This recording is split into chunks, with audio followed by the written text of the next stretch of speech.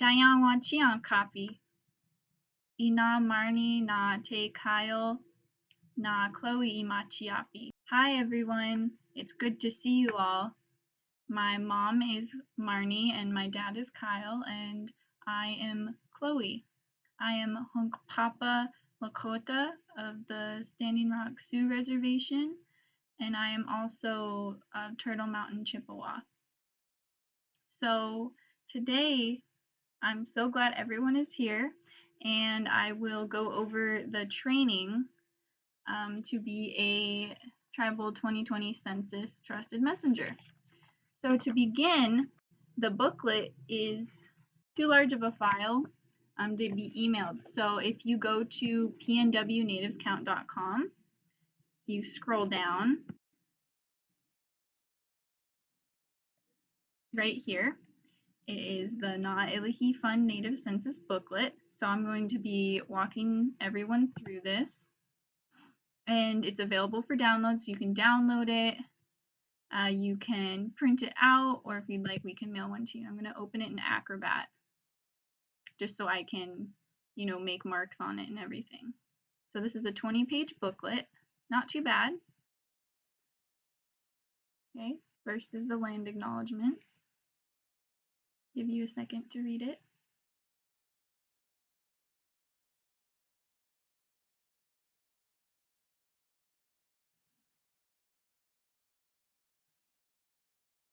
Okay, here's the table of contents. Okay, so first I'll talk about Illahee just a little bit and what it is. So, Illahee Fund is an intertribal nonprofit and public fund established in 2005 to focus on powerful Native female-centered activism and leadership. We have been preparing for the census for years as an important step toward our goals to amplify the voices of Native people. NIF was selected by Washington State's Office of Fiscal Management in collaboration with the Washington Census Alliance and the Seattle Foundation to facilitate Census 2020. Our goal is a complete count for tribal organizations through training, technical assistance, and funding. So, the census happens every 10 years, but what's the Census Bureau and what is the census?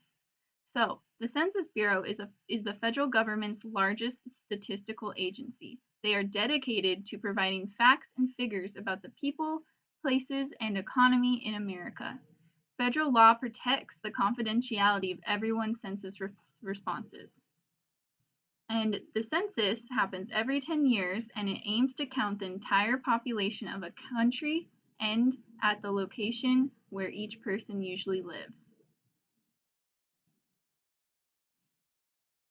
So there's a lot of misinformation and fear about the census.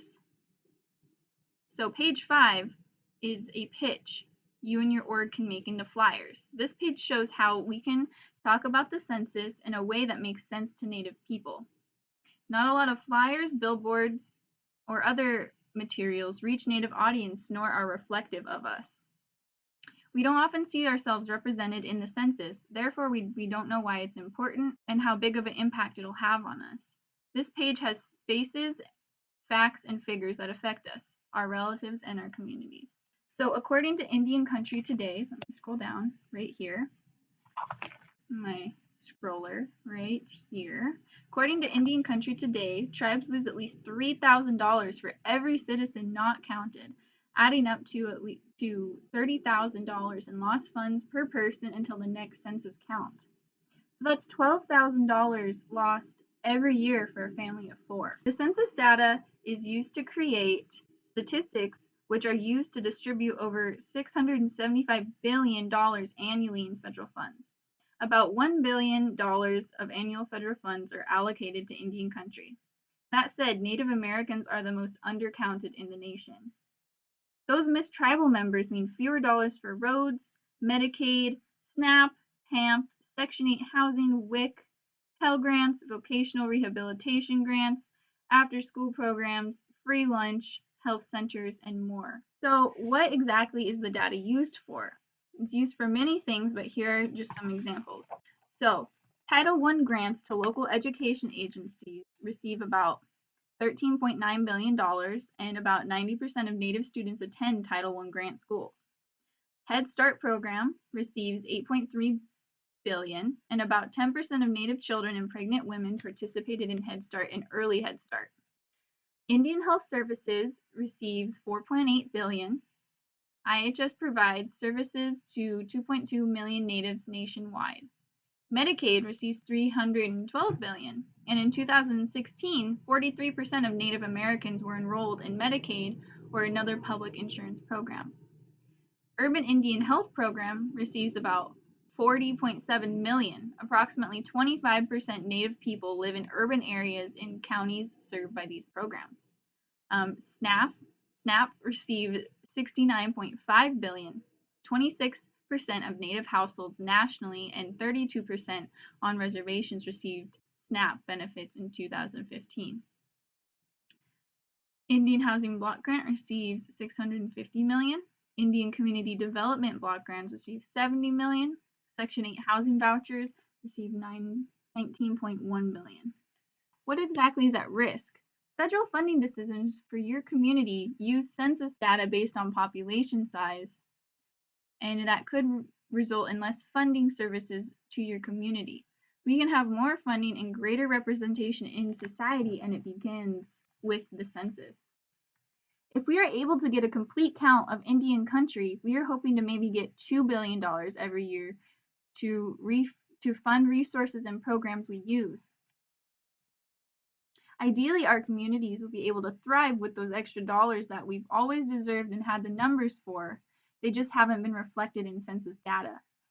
As said before, for tribal members not counted, the tribe misses out on $3,000 annually per person. And tribal grant writers have less people they can reference as providing services for when applying for grants. But if our census count is higher, tribes will be able to receive more money when applying for funding. This goes for other orgs providing resources to Native Americans as well. Native Americans are historically undercounted on the census. So why is that? Native Americans were left off the first 6 census counts, and after that, all census counts were done in person by enumerators who guessed people's races by looking at them. It wasn't until 1970 that the government had census data collected by mail-in surveys. This gave people the freedom to self-identify what race they were instead of the government officials deciding based on appearance. This led to a dramatic increase of counted Native American people, with our population numbers increasing by 110% between 1980 and 2000.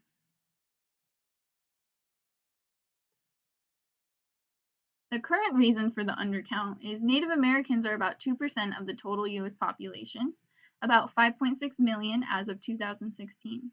Yet 1/3 of Native Americans live in hard-to-count census tracts. And our long history of distrust of the federal government from broken treaties and unmet needs make our tribal citizens reluctant to fill out the census. Many reservations have housing that lacks physical addresses or relies on P.O. boxes which the census doesn't mail to.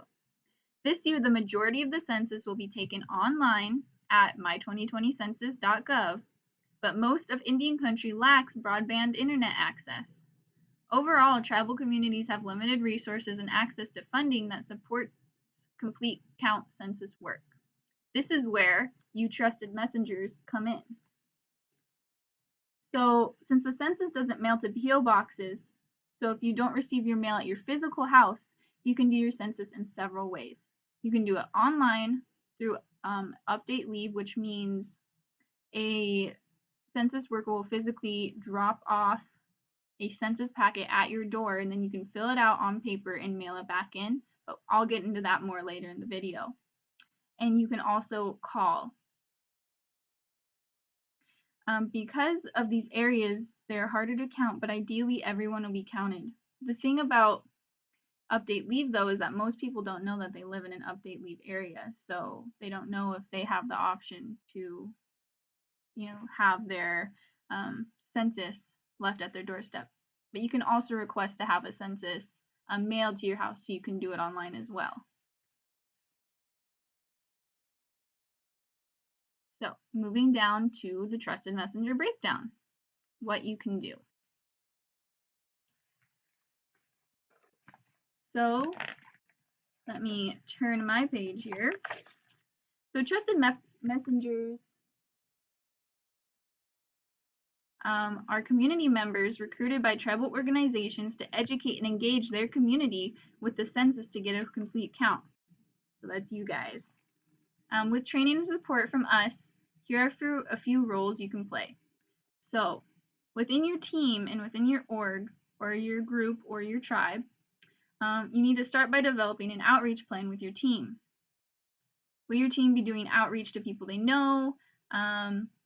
This is reflective. Obviously, we can't really do canvassing or community events or anything because of COVID, but you're going to start a phone tree. Are you going to do online events? Are you going to, you can, make care packages? Are you going to put census materials in tribal payrolls, utility bills, have an online event, like a musical event or like a seminar? There are just a lot of creative ideas that we can do. So when you're talking to someone about the census, you need to do your best to make sure the household you reach understands how it affects their community. And for every person not counted, there is money their tribe or community won't receive for the next 10 years. So some reservations in Washington have lost out on millions of dollars, or one tribe had their reservations split between 2 counties because census data also affects redistricting. When talking to people, it's important to relate to them. Say I call my grandma and I know she's on Medicaid, so I would tell her if she completes her census, there's more available funding for Medicaid to receive. Or if my cousin, she has kids in school, and I would say if you complete your census and you count all your kids and everything, there's more funding opportunities for those schools to receive funding specific to Native students. Each household you can think about, what do they know about the census? Why does it matter? How can you tailor it to them? You can provide basic information about the census that relates to what they care about. What programs do they or their loved ones use that are funded using census data? And remind them that it only takes about 10 minutes to fill out. So, the trusted messenger breakdown. Here is your toolkit. So, how should you structure your time as a trusted messenger? So, the trusted messenger position that we made was structured for 80 hours per trusted messenger, with each trusted messenger reaching at least 50 households with no overlap. And the goal is to educate and encourage the people you reach to complete their census, but you don't have to, the goal is to not like make them fill out their census. If they want to, that's great, but it's not, the outreach is just to promote and encourage them and inform them about how to do it and why they should do it. So here's an example of what the written census form looks like. And since the census is available online, it won't exactly, look like this. This is the written version, but it has the same questions. So I encourage you to, if you haven't already completed your census, go online, complete it,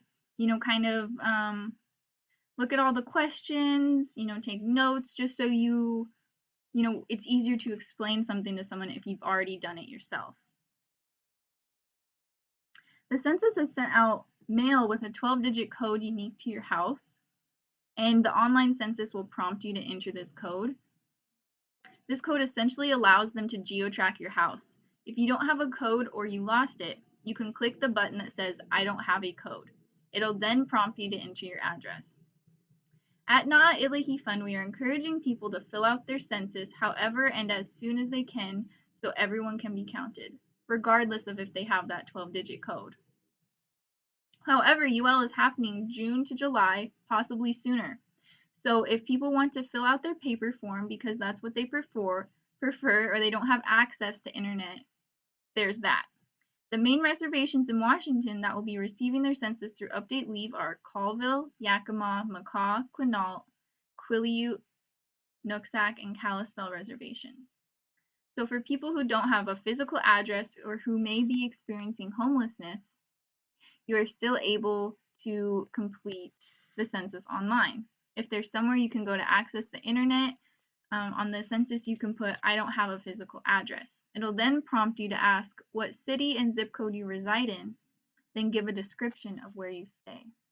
Another first for the census this time is it asks you for your phone number. They ask you this so they can potentially call you for official Census Bureau business. Perhaps you checked multiple boxes when you only needed to check one. This is so they can call and ask you instead of sending someone in person. However, if you don't feel comfortable providing your phone number, you can put down a family or friend's landline if they're okay with that. Or you can put down a caseworker, social worker, or someone where you receive services phone number so they can still reach you if they need to. However, if you don't feel comfortable with those options either, please make up a phone number because it's important you fill out all of the questions, but how you answer them is up to you. We highly suggest you are strategic in how you answer them in order to get the most amount of funding into our communities. At Not Illahee, we are making strategic recommendations so that we are able to get people the most amount of money into the community. Also, so we can keep everyone safe. So our elders know that the census will not be asking for your social security number. They aren't going to be asking for credit card information. They're not going to ask for bank account information. If someone is asking you that, they aren't from the census. So we want to keep everyone safe and think of the census as a political tool that we can use to receive much more funding into Indian country with relatively no effort. So down to page 10. This page is dedicated to, why are they asking me these questions? What are they used for? So on the census, they ask for the number of people who are living or staying in your household on April 1st, 2020. For each person they ask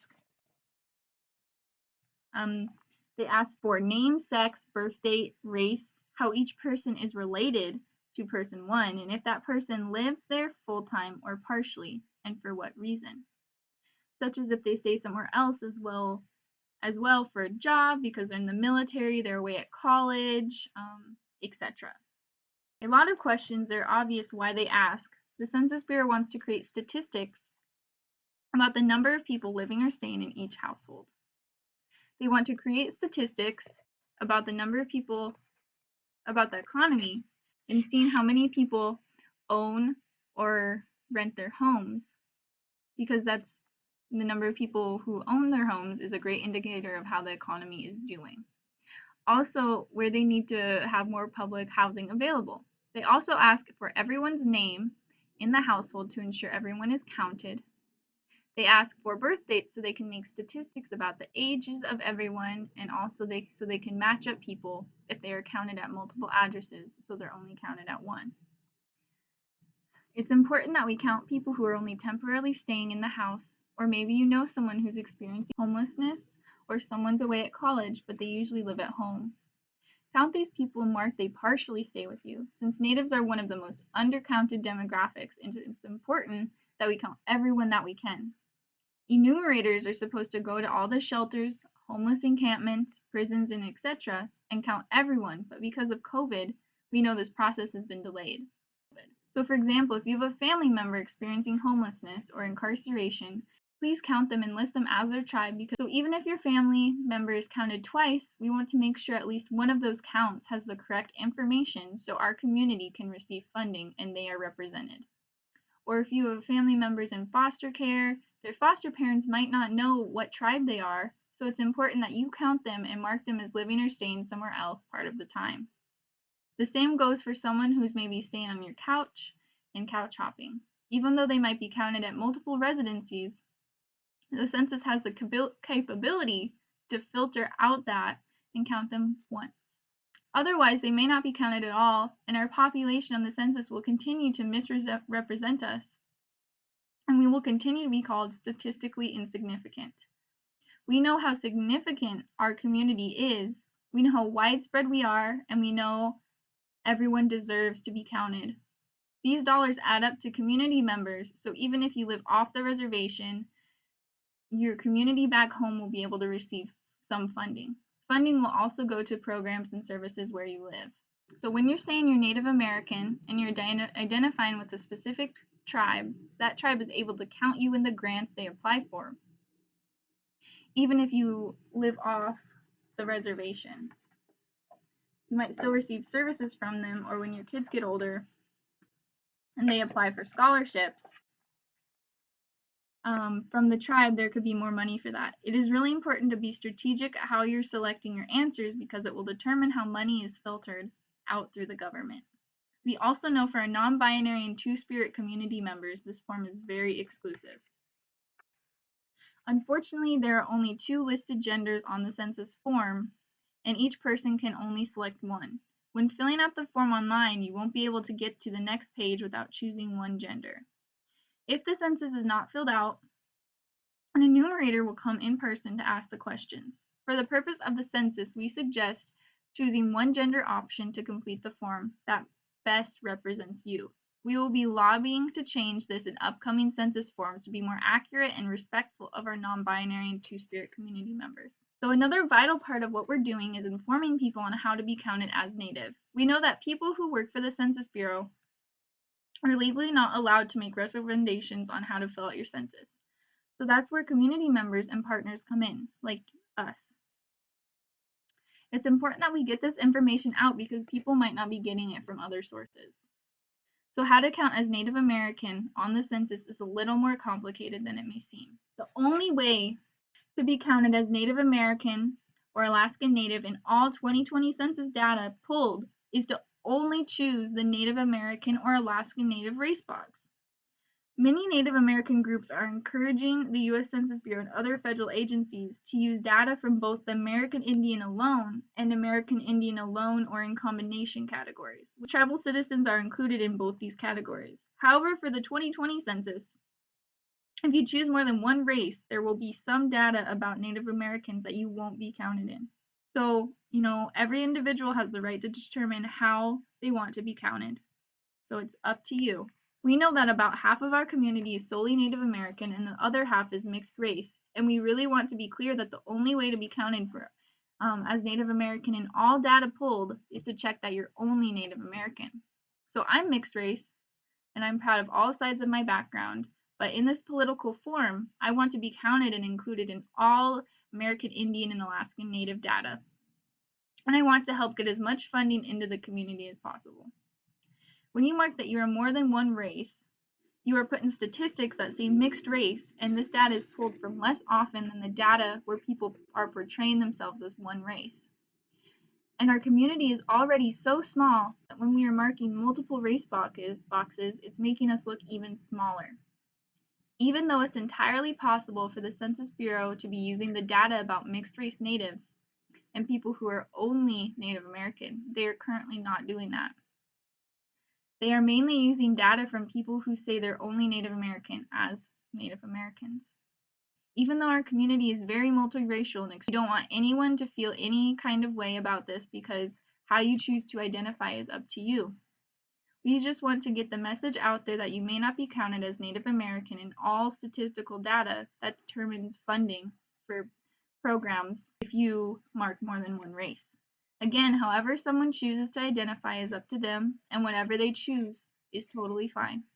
We just want to give them the information to make informed decisions for themselves and their community. Checking the box to indicate that you are Native American or Alaskan Native on the 2020 census form is a matter of self-identification. No proof is required. No one will ask you to show a tribal enrollment card or a certificate of degree of Indian blood.